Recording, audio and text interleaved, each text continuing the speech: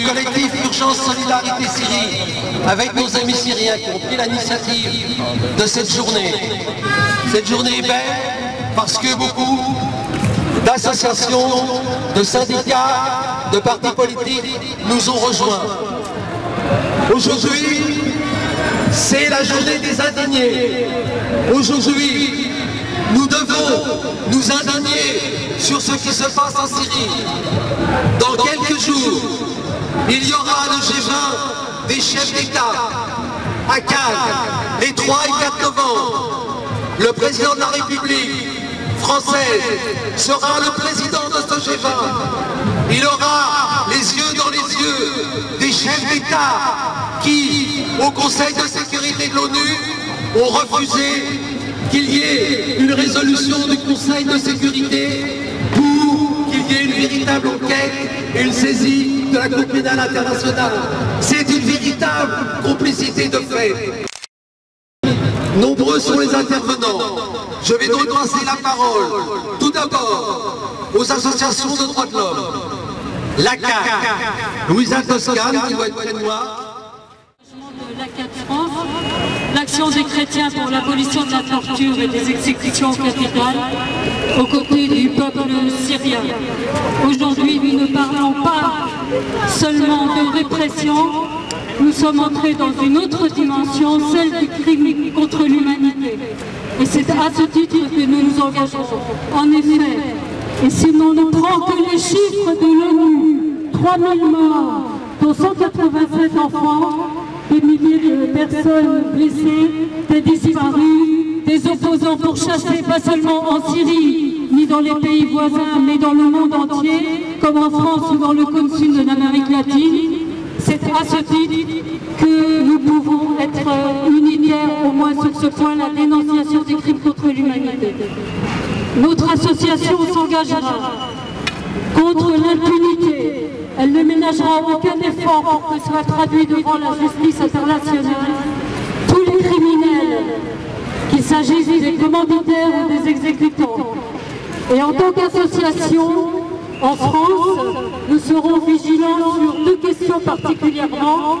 L'impunité, aussi en France, nous suivrons les plaintes déposées ici par les victimes du nervi de Bachar el-Assad qui ont sévi le 26 août dernier, place du Châtelet, en plein Paris, à quelques pas de la préfecture de police.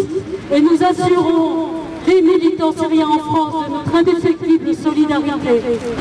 Enfin, et c'est quelque chose sur lequel l'ACAT est déjà engagé, mais nous continuerons, c'est l'accueil de demandeurs d'asile syriens pour qu'ils puissent obtenir un droit d'asile plein et entier ici en France.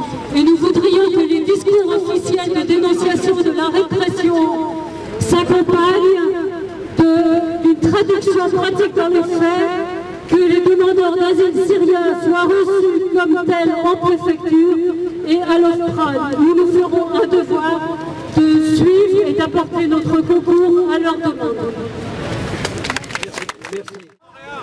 Plus fort. Quand nous marchions tout à l'heure, j'avais la joie de voir que nous étions aussi nombreux venus soutenir le peuple syrien. Mais malheureusement, ce qui me rend extrêmement triste, ce qui me révolte, ce qui m'indigne totalement, c'est pourquoi nous sommes ici. Nous sommes ici parce qu'aujourd'hui, et depuis des mois, il y a des massacres en Syrie. Parce qu'on assassine des personnes qui n'ont qu'une aspiration tout à fait légitime, celle de la liberté, celle de pouvoir s'exprimer librement, celle de vivre dans la dignité. Et ces personnes sans défense se font massacrer. Leurs enfants se font massacrer. Il y a des milliers de morts, de milliers de détenus, des milliers de personnes qui ont été torturées. C'est une honte. Et aujourd'hui, non seulement nous devons appeler à ce que ce massacre cesse, mais nous devons pointer du doigt ceux qui ont porté leur veto aux Nations Unies. Honte à la Russie, honte à la Chine, honte à eux qui ne font pas ce qu'il faut pour que cela cesse. Honte à la Russie, honte à la Chine. Il va y avoir le G20 et j'espère sincèrement que que la Syrie sera à l'ordre du jour et qu'enfin on verra le jour. Nous, Amnesty, continuerons à enquêter, à dénoncer, à collecter des preuves, à montrer au monde ce qui se passe en Syrie. Et nous, eh bien, nous serons avec ceux qui se battent pour la liberté. Merci et continuons. Vous dire toute notre solidarité, vous dire toute notre amitié, et vous dire que j'ai honte. J'ai honte parce que être humain sur cette planète, je constate que la communauté internationale ne respecte pas l'universalité des droits de l'homme. Parce que les droits de l'homme sont bons à tel endroit, mais mauvais à tel autre. Parce que le peuple syrien aujourd'hui en révolte pour sa liberté, pour la démocratie, pour simplement pouvoir exister, n'est pas secouru, n'est pas aidé, et que deux des plus grandes puissances sur cette terre méconnaissent leurs obligations internationales, comme d'ailleurs elles le méconnaissent à l'égard de leur propre peuple. Oui, j'ai honte. J'ai honte d'une communauté internationale qui n'est pas capable de faire respecter l'universalité des droits. C'est que, d'une part, comme cela a été dit avant moi, nous ne laissons pas passer. Nous ne laisserons pas faire. Depuis maintenant 15-20 ans, les dictateurs savent que leur impunité n'est plus possible et que nous serons là, vigilants, l'œil aux aguets, au coin de la rue, pour les attendre, mais nous, judiciairement, pour les faire comparaître devant des tribunaux. Et j'espère bien que le premier d'entre eux, Assad, comparaîtra devant un tribunal international.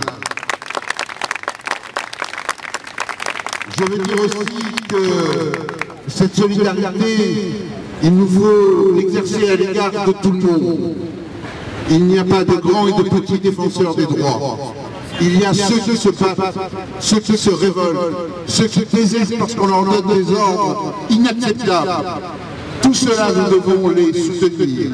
Les avocats, les intellectuels et les pas intellectuels, ceux qui prient et ceux qui ne prient pas. Nous devons être à leur côté sans aucune distinction, et cet appel à l'unité vaut ici comme ailleurs, parce que la lutte pour la démocratie, la lutte pour les libertés ne supporte ni division ni frontières.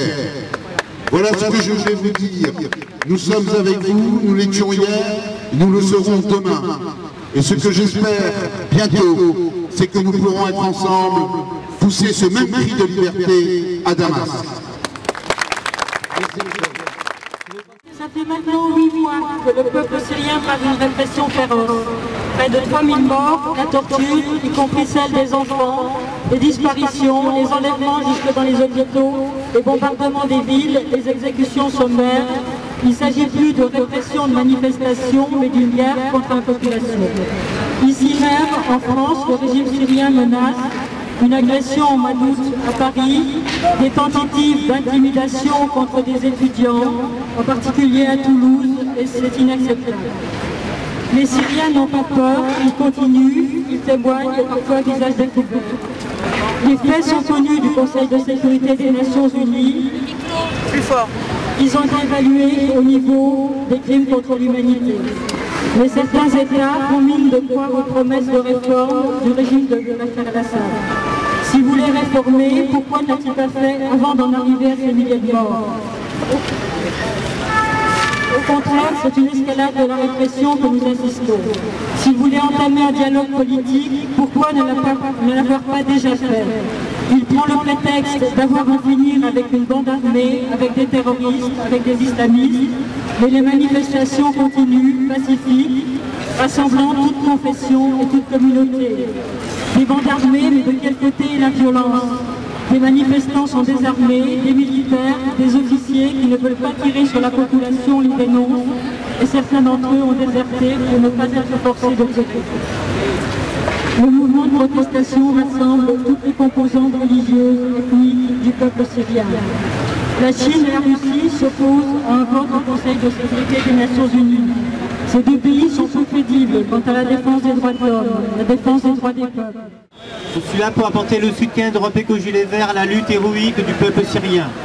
Je suis là aussi pour apporter le soutien donc à la demande du Conseil national syrien et de l'ensemble des organisations syriennes pour que le G20 mette à son ordre du jour la question de la Syrie. Il faut que la France, puissance invitante et organisatrice de ce sommet, invite un représentant du Conseil national syrien. On invite des personnes extérieures au G20 comme Bill Gates. Alors on peut inviter d'autres personnes. Il est important qu'un Syrien vienne parler à ce G20. Ensuite, il faut aussi que la France, que l'Union européenne participe donc à l'action de soutien au peuple syrien.